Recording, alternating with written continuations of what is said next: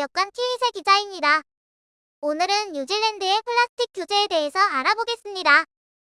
청정자연의 나라로 알려진 뉴질랜드, 불과 3년 전만 해도 최대 플라스틱 배출국 중 하나였다는 사실 알고 계셨나요?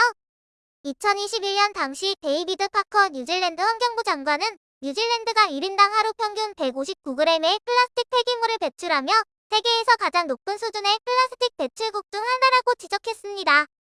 이를 해결하기 위해 뉴질랜드 정부는 2022년부터 플라스틱 사용을 규제하는 법안을 단계적으로 시행하며 플라스틱 폐기물 감축에 나섰습니다. 2022년 10월 1단계 규제가 시행되면서 일회용 플라스틱, 면봉, PVC 용기 등 6가지 품목의 사용이 금지되었습니다. 이어서 2023년 7월부터 시행된 2단계에서는 플라스틱 과일 채소 봉투, 플라스틱 식기류, 과일에 부착되는 플라스틱 라벨 스티커 등이 추가로 금지 품목에 포함되었습니다. 농작물 라벨의 경우 현재는 국내산 제품만 제재 대상에 포함되어 있지만 내년부터 3단계가 시행됨에 따라 수입산 과일에도 적용될 예정입니다. 대체품으로는 종이봉투나 재사용 가능한 포장재 등이 권장되고 있으며 정부는 일회용 플라스틱을 구별할 수 있는 가이드라인도 제공하고 있습니다. 한편 2025년 중반부터는 3단계 규제가 도입되어 재활용이 어려운 플라스틱 제품의 사용이 전면 금지될 예정입니다.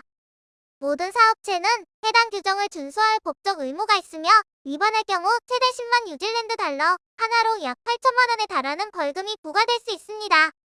뉴질랜드 정부의 노력은 이뿐만이 아닙니다. 플라스틱 폐기물로 인한 영향을 최소화하고자 5천만 뉴질랜드 달러 규모의 플라스틱 혁신 기금을 설립하여 재활용 기술 개발, 대체 소재 연구, 폐기물 활용 등 플라스틱 폐기물 감소와 재활용 촉진을 위한 혁신적인 프로젝트를 지원하고 있습니다.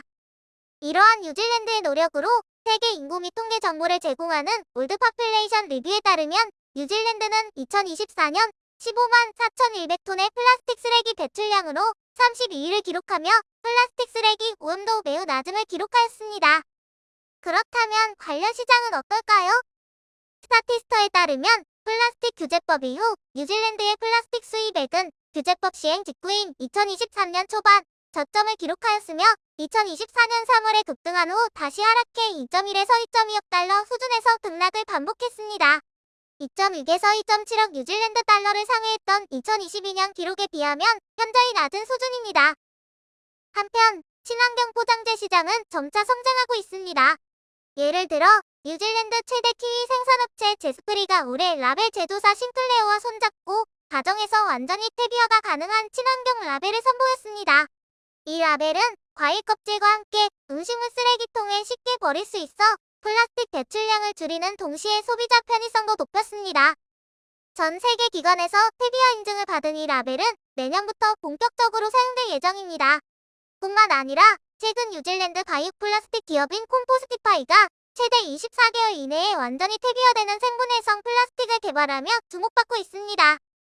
이처럼 뉴질랜드는 친환경 포장재의 인기가 나날이 오르고 있는데요. 그 현장을 직접 찾아가 자세히 살펴보겠습니다. 저는 지금 오클랜드 시내의 대형마트에 나와 있습니다. 현재 과일과 채소 포장에는 이렇게 비닐봉투 대신 종이봉투가 사용되고 있습니다.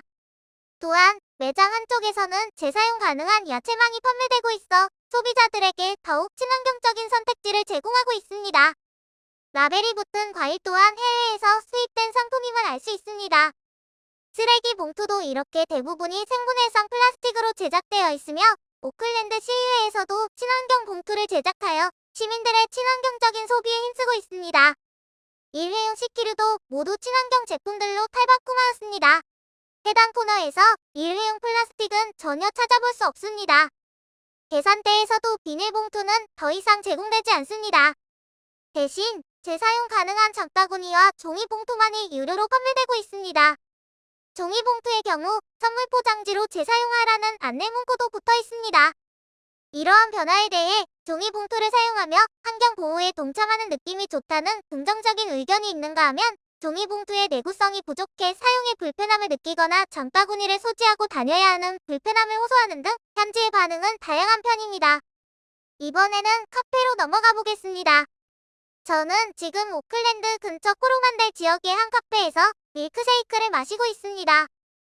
테이크아웃 용기를 구성하고 있는 세 가지 부품에 모두 생분해가 가능하다는 문구가 붙어 있습니다. 쓰레기 절감을 위해 슬리브도 따로 제공되지 않았습니다. 한편 뉴질랜드는 소비자들 또한 플라스틱 쓰레기 절감을 위해 적극적으로 노력하고 있습니다. 스타티스터에 따르면 뉴질랜드에서는 모든 소득계층이 거의 비슷한 비율로 플라스틱 쓰레기 줄이기에 동참한 것으로 나타났습니다. 이처럼 뉴질랜드는 국가와 국민이 함께 뜻을 모아 플라스틱 소비 감소를 실천하고 있습니다. 뉴질랜드의 플라스틱 규제는 단순한 법적 제재를 넘어 소비자들의 인식 변화와 친환경 대체품 시장의 성장을 이끌고 있습니다. 글로벌 바이오 플라스틱 시장이 지속적으로 확대되는 가운데 뉴질랜드는 정부의 강력한 정책과 국민들의 동참을 통해 청정자연이라는 국가 브랜드를 더욱 공고히 하고 있습니다. 한국은 뉴질랜드의 플라스틱 수입국 중 6위를 차지할 만큼 중요한 파트너인데요. 우리나라 기업들이 글로벌 트렌드에 맞춰 바이오 플라스틱 분야에서도 경쟁력을 키우며 더욱 큰 성장을 이루길 기대합니다. 오늘 소식이 여러분께 도움이 되었길 바라며 다음에도 더 유익하고 흥미로운 이야기로 찾아뵙겠습니다. 지금까지 오클랜드 무역관 티윗의 기자였습니다.